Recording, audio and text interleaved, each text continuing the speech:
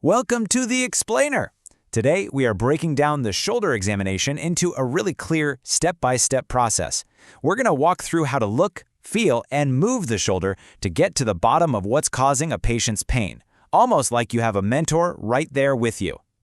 So, picture this. A patient walks in with shoulder pain. It's a super common scenario, right? But where you start, well, it matters a whole lot. Before you even lay a hand on the patient, there are a few crucial steps that set the stage for a safe and really effective examination. Let's take a look at that checklist. Okay, so each of these steps is all about creating a professional and safe space. I mean, washing your hands is a given, but things like offering a chaperone, that's key for respecting the patient's comfort and autonomy. And having them stand up right from the start is so important. It lets you see the shoulder's natural posture and spot any subtle differences right away. All right, now we can begin the actual examination sequence, and we're starting with simple observation. Your eyes are your first diagnostic tool. What story is the shoulder trying to tell you visually, even before you've touched anything? Let's find out. You're basically scanning for the big, obvious stuff first. Any old scars, fresh bruises, muscle wasting, or any kind of deformity. And you have to look from the front, the side, and the back to get that full 360-degree picture. One of the most important things you're looking for from behind is a really subtle sign of a potential nerve injury.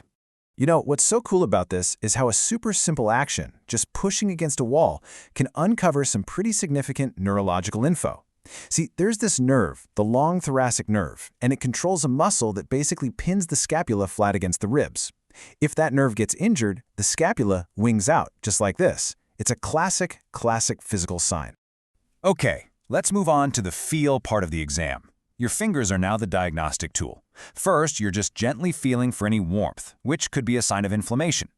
Then you're going to start systematically palpating or pressing on specific spots to find the exact source of their tenderness.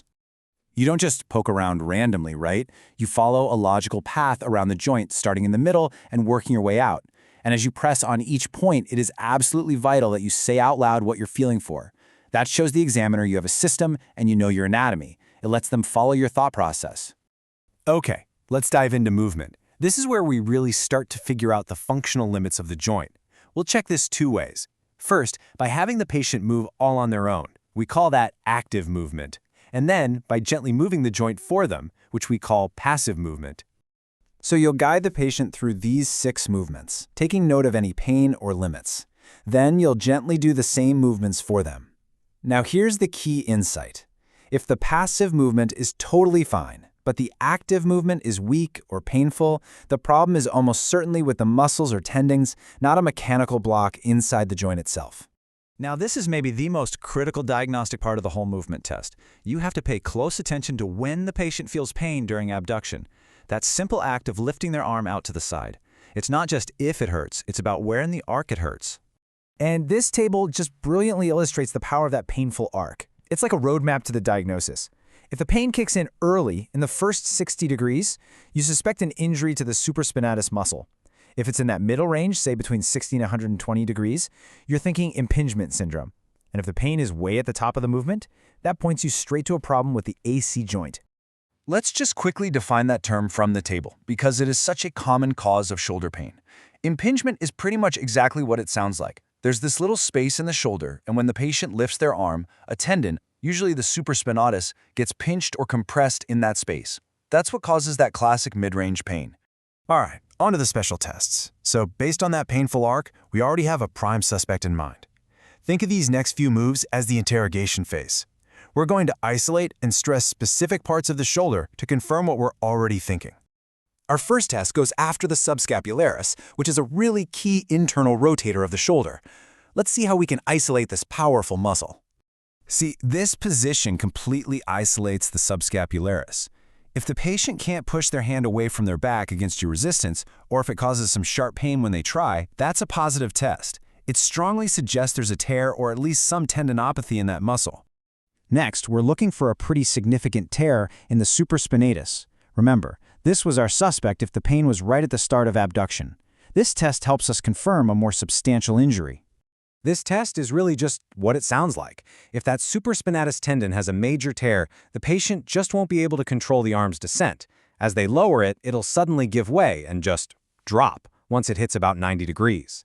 A positive result is that sudden, uncontrolled drop. It's a big clue. And for our final special test, we're going back to impingement syndrome, which we suspected from that painful middle arc.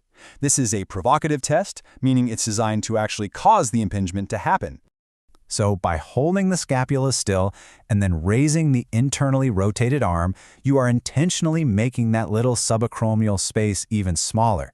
You're basically forcing the pinch to happen. If this move reproduces the patient's specific pain, it strongly confirms that impingement is the culprit. So you've gathered all the clues from your look, feel, move, and special tests. You've done the detective work. Now it's all about wrapping things up professionally, making sure nothing got missed, and clearly communicating the plan to the patient. And remember, the exam is not over until you've gone through this final checklist. We check the neck and the elbow because pain can be tricky and get referred from other joints.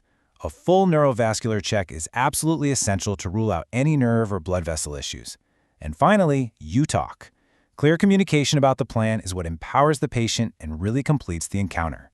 You know, this whole sequence, from just a simple look to a very specific movement, really shows how the body communicates without using words. What you've learned today isn't just a procedure, it's really a lesson in listening to that story. The painful arc, the drop arm test, these are all just chapters in the patient's narrative.